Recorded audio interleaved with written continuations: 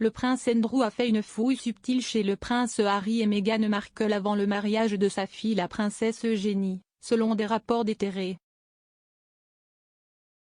Quelques 27,7 millions de personnes se sont connectées rien qu'au Royaume-Uni pour regarder le prince Harry et Meghan Markle se marier il y a 4 ans. 29 millions supplémentaires ont été regardés aux États-Unis, soit 6 millions de plus que le nombre d'Américains qui ont regardé le mariage du prince William et de Kate.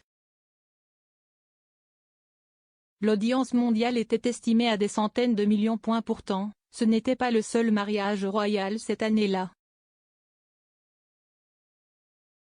À peine 5 mois plus tard, la cousine de Harry, la princesse Eugénie, et son mari actuel, Jack Brooksbank, ont dit oui lors d'un service à la chapelle Saint-Georges du château de Windsor. Le mariage a également été diffusé sur ITV, avec une audience moyenne de 3 millions de personnes regardant la couverture. Le père d'Eugénie, le prince Andrew, a fait un commentaire gênant dans la préparation du grand jour lors d'une interview sur ITV's This Morning. Tout en discutant de la façon dont le mariage de sa fille serait très différent de celui de son neveu, il a semblé faire une fouille sournoise chez le duc et la duchesse de Sussex.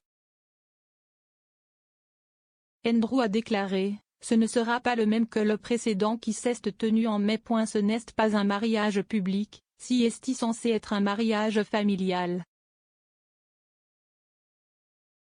Il y aura un peu plus de monde que la plupart des gens.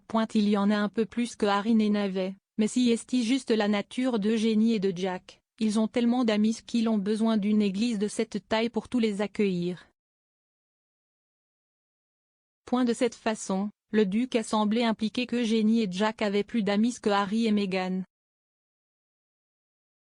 La liste d'invités d'Eugénie et de Jack comprenait environ 850 personnes. Parmi les invités non royaux figuraient Naomi Campbell, Ellie Goulding, Robbie Williams, Jack Whitehall et les ex-petites amies de Harry, Chelsea Davy et Cressida Bona.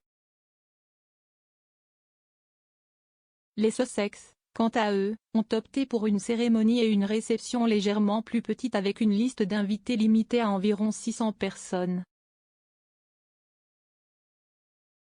200 autres amis proches du couple ont assisté à la réception du soir à la maison Frogmore. Les Sussex avaient une foule de vedettes présentes, les Clooney, les Beckham, Sir Elton John, Serena Williams et Oprah Winfrey n'étaient que quelques-uns de ceux qui célébraient le grand jour de Harry et Meghan. Les téléspectateurs ont rapidement sauté dans la gorge d'Andrew après les remarques. Un utilisateur de Twitter a accusé le duc d'York de jeter de l'ombre partout. Un autre a ajouté « Jetez un peu d'ombre là-bas Duke », tandis qu'un troisième a dit « Alors Harry n'a, pas autant d'amis. » Andrew aurait été lésé par l'attention accordée à William et Harry alors que ses filles ne sont pas des membres de la famille royale travaillant à plein temps. Une source royale a déclaré au Sun en 2016, « Andrew a toujours voulu que ses filles soient des membres de la famille royale à plein temps. Il le voit comme une insulte à lui et à eux s'ils ne le sont pas. Mais Charles appelle les coups et il veut que la famille royale en ait pour son argent. » Reste à savoir si les craintes d'Andrew concernant l'avenir de ses filles se réaliseront.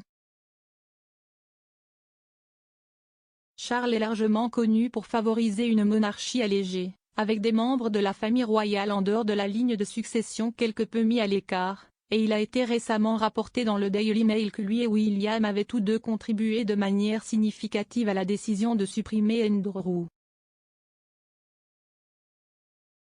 de la famille royale. Une source a déclaré au journal que le père et le fils avaient joué un rôle déterminant dans la décision de débarrasser Andrew de ses titres militaires et de ses parrainages royaux.